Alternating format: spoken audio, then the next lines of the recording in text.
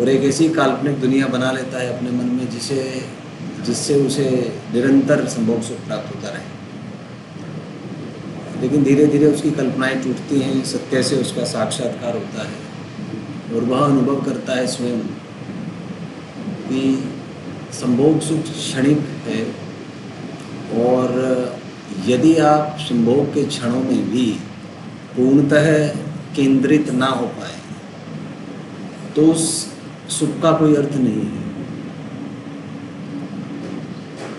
यदि संभोग के क्षणों में भी आप ठहर ना पाएँ, ठहराव यदि ना हो आप में, तो उसका भी आप आनंद प्राप्त नहीं कर पाएंगे, आनंद अनुभव नहीं कर पाएंगे, चरमोत्कर्ष पर नहीं पहुंच पाएंगे। तो किसी भी विषय का अनुभव प्राप्त करने के लिए ठहराव परम आवश्यक है। संभोग से समाधि तक कोई भी विषय आप ले लें, यदि आपकी चेतना में ठहराव नहीं है और आप मन के अनुसार विचलन कर रहे हैं, आपकी जो अनुभव करने की प्रकृति है वह स्थिर नहीं है, तो उस विषय में आप अनुभव प्राप्त नहीं कर पाएंगे और मुक्त नहीं हो पाएंगे कभी भी।